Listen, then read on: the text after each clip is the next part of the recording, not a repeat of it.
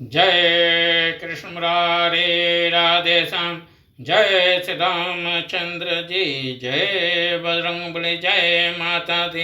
आज की प्रस्तुति है श्रीमद् भगवत गीता के 8वें अध्याय का महात्म्य। 8वें अध्याय का महात्म्य क्या है? 8वें अध्याय के पढ़ने से हमें क्या मिलता है, क्या नहीं मिलता है, उसी का भावार्थ है, उसका महात्म्य है, उसी का सारांश है। मैं अपने सारे मित्रों को राम राम करता हूँ।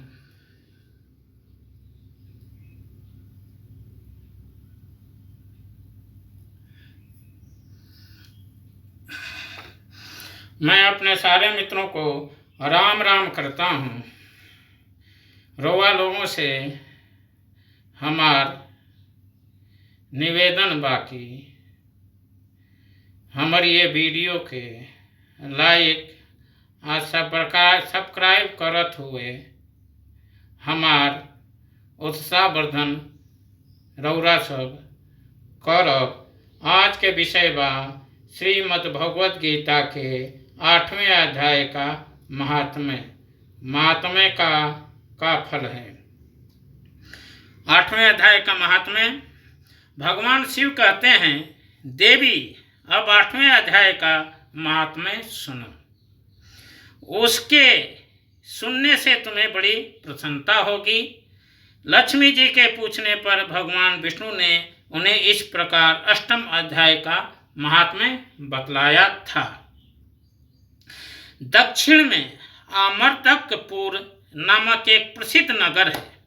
वहाँ भाव शर्मा नाम एक ब्राह्मण रहता था, जिसने वेश्या को पत्नी बनाकर रखा था। वह मांस खाता, मदिरा पीता, श्रेष्ठ पुरुषों का धन चुराता, पराई स्त्री से व्यभिचार करता और शिकार खेलने में दिलचस्पी रखता था। वह बड़े भयानक स्वभाव का था और मन में बड़े बड़े हौसले रखता था। एक दिन मदिरा पीने वालों का समाज जुटा था। उसमें भाव शर्मा ने भर पेट ताड़ी पी, खूब गले तक उसे चढ़ाया। अतः अजीर्ण से अत्यंत पीड़ित होकर वह पापात्मा कालवश मर गया। और बहुत बड़ा ताड़ का वृक्ष हुआ। उसकी घनी और ठंडी छाया का आश्रय लेकर ब्रह्म राक्षस भाव को प्राप्त हुए कोई पति पत्नी वहां रहा करते थे। उनके पूर्व जन्म की घटना इस प्रकार है। एक कुशीबल नामक ब्राह्मण था, जो वेदांग के तत्वों का ज्ञाता, संपूर्ण शास्त्रों के अर्थ का विशेषज्ञ और सदाचारी था। उसकी स्त्री का नाम कुमति था। वह बड़े खोटे विचार की थी।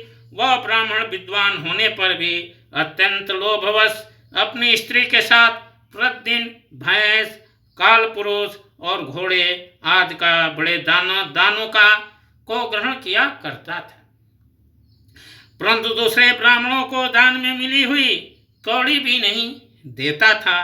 वे भूख और प्यास से पीड़ित हो इस पृथ्वी पर घूमते हुए वे ही दोनों पति पत्नी कालवश मृत्यु को प्राप्त होकर ब्रह्म राक्षस हुए। वे भूख और प्यास से पीड़ित हो इस पृथ्वी पर घूमते हुए उसी ताड़ वृक्ष के पास आए और उसके मूल भाग में विश्राम करने लगे। इसके बाद पत्नी ने पति से पूछा, नाथ, हम लोगों का यह महान दुख कैसे दूर होगा? ब्रह्म राक्षस योनि से किस प्रकार हम दोनों की मुक्ति होगी?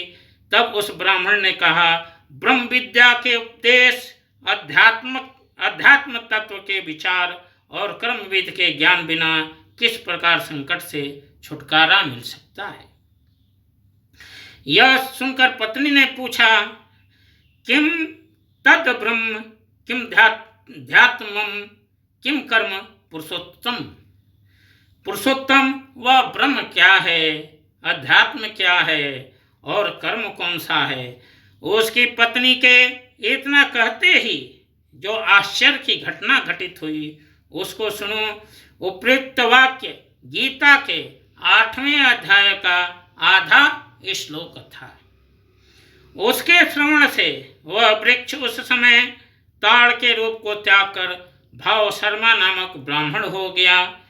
तत्काल ज्ञान होने से विसुचित होकर वह पाप के चोले से मुक्त हो गया तथा उस आधे श्लोक के ही महात्म्य से वे पति पत्नी भी मुक्त हो गए।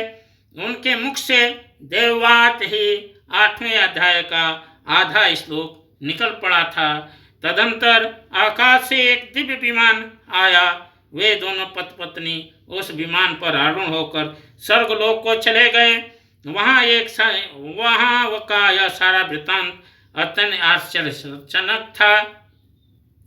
उसके बाद उस बुद्धिमान ब्राह्मण भाव शर्मा ने आदरपूर्वक उस आधे श्लोक को लिखा और देव जनार्दन की आराधना करने की इच्छा से वह मुक्तिदायिनी काशीपुरी में चला गया। वहाँ उस उदार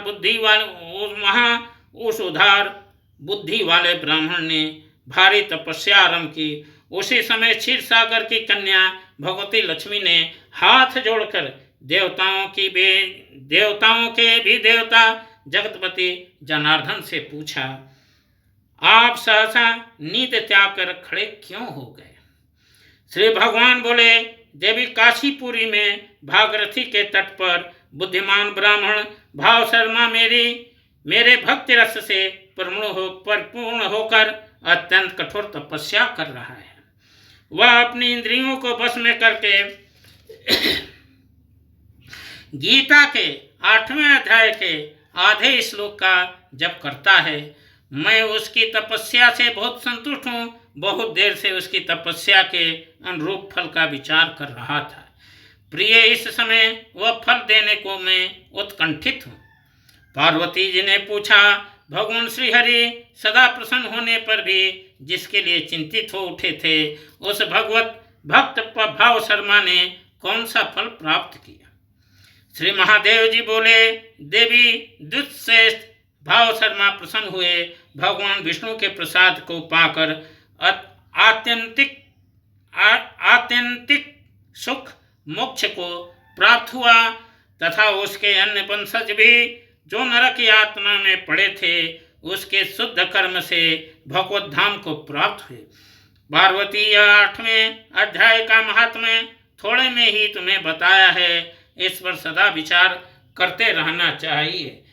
जय कृष्ण मुरारी, राधे श्याम।